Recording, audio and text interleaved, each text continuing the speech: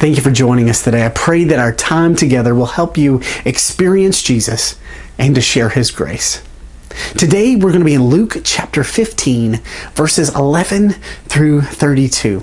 It's a very familiar passage of scripture. It's most oftenly called the story of the prodigal son.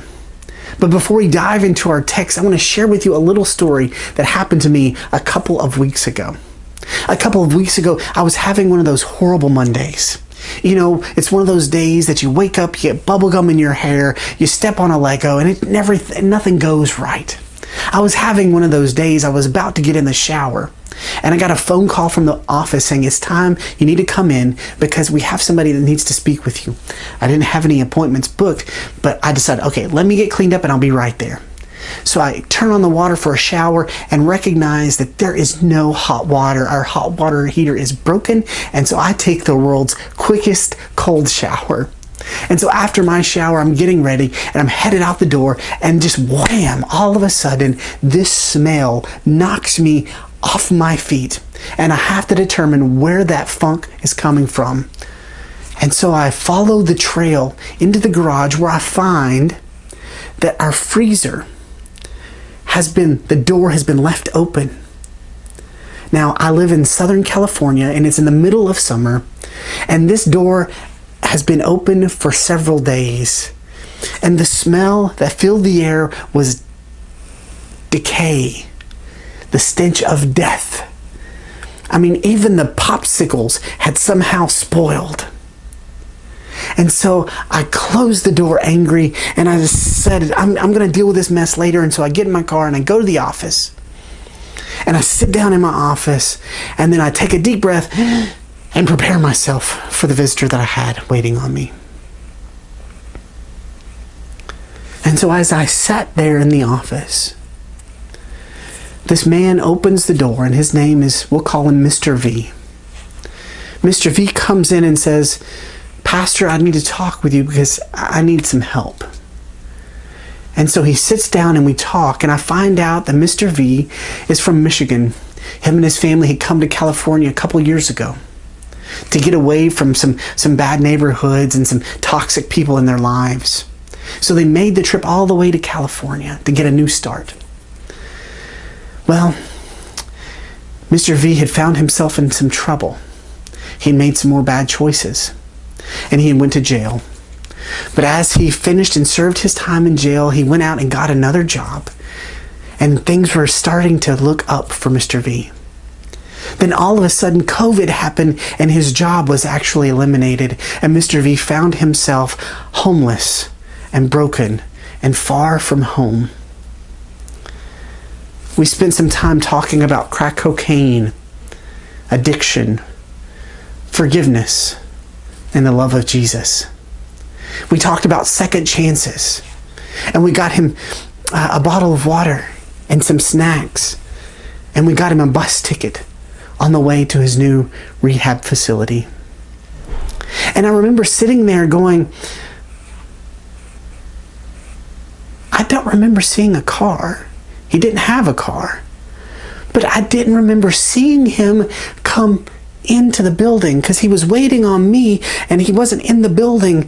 And I had to wrestle with that in my mind, because what had happened is, in my rush to come to the building, I had missed seeing Mr. V. He was on the sidewalk. And I'm so used to seeing homeless people in the sidewalk. I'm so used to seeing people picking through the garbage cans. I'm so used to seeing people begging for money in the parking lot that I had literally missed seeing Mr. V.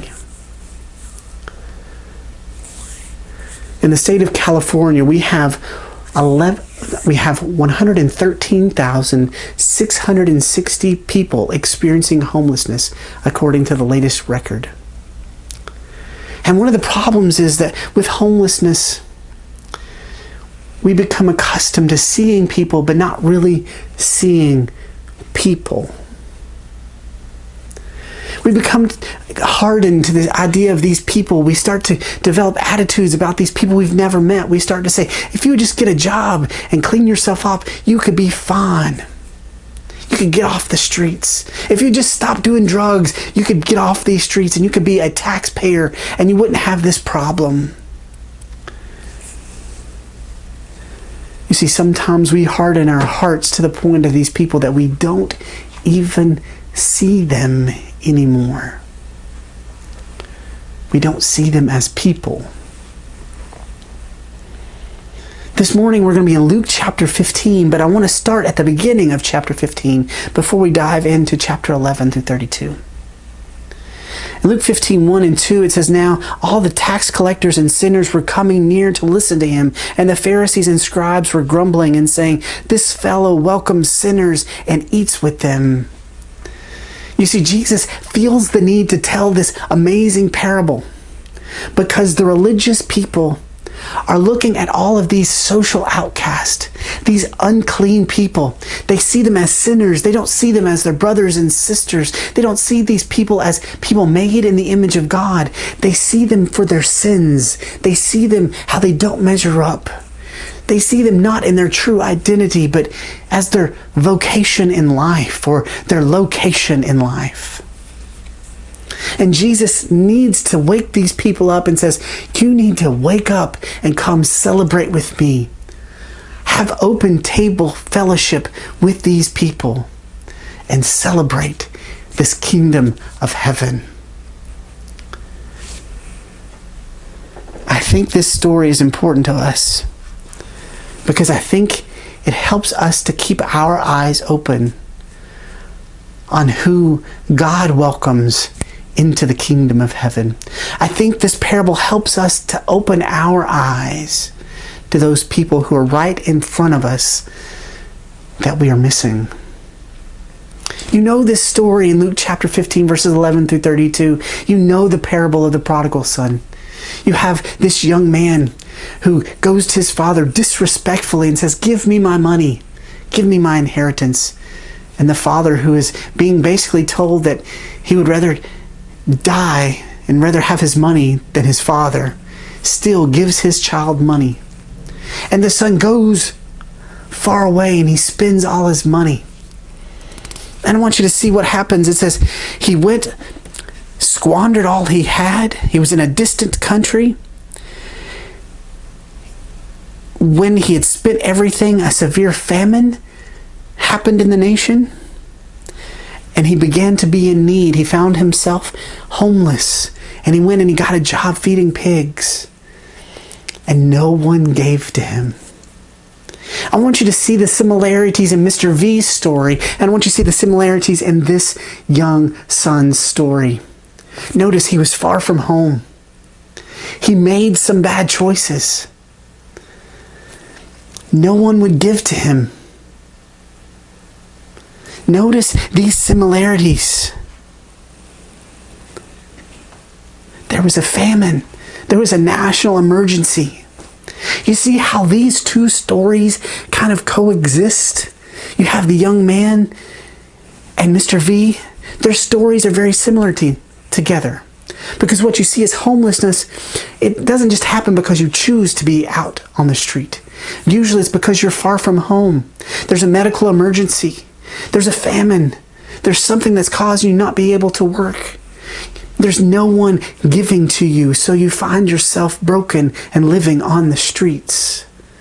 This was exactly the story of the youngest son. He found himself lost and hungry. And it says when he came to himself, he recognized that his identity was not wrapped up in his location or his vocation. His identity was in his father.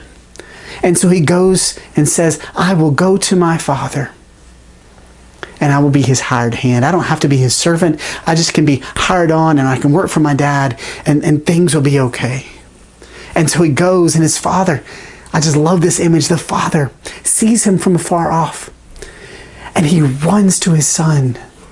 I don't know if you've thought about the image of an elderly man hiking up his robe and running. It's just almost comical to see this image of this older man hiking up his robe and running with his calves all bared and showing the world.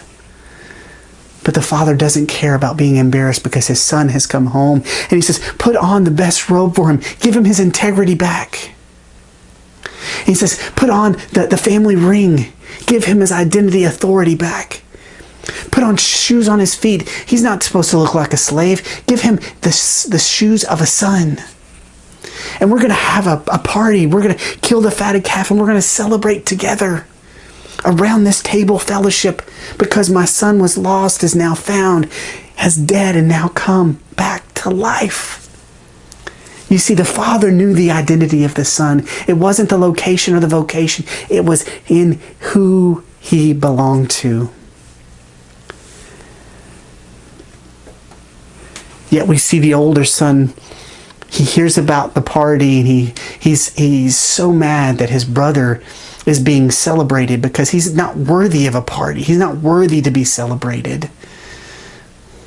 Doesn't the father know this is a shame to the family? And so he throws a pity party out in the field and says, I will not come and celebrate with my father because he's too dirty. He's too unclean for me to celebrate with.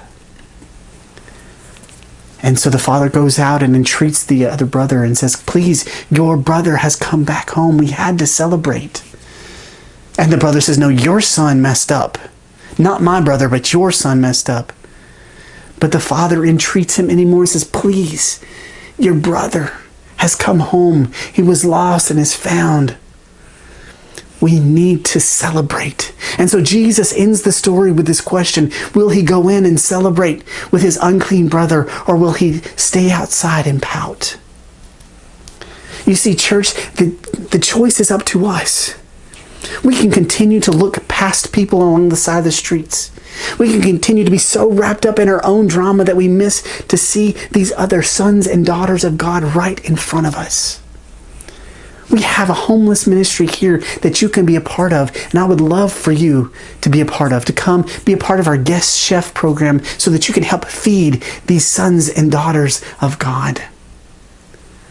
Maybe would you like to contribute to our financial support of the New Pathways of Life ministry that every month we give to people who are on the front lines serving homeless people. Maybe God is calling you to do that. But most importantly, I pray that God is calling you to look at people differently this week.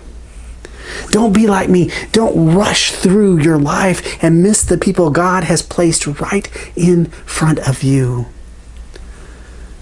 Because they are made in the image of God. They are your brother and sister.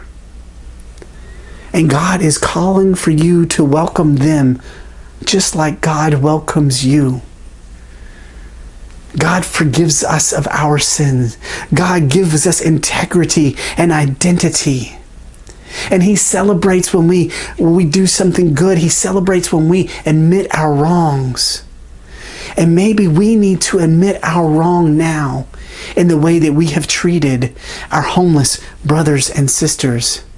May we throw them a party and to recognize that they are worthy of time together. Church, I pray that you will look at this parable and with new light. Look at these people on our streets, in our neighborhoods, through the eyes of a loving Father saying, welcome home. Thank you. Be blessed.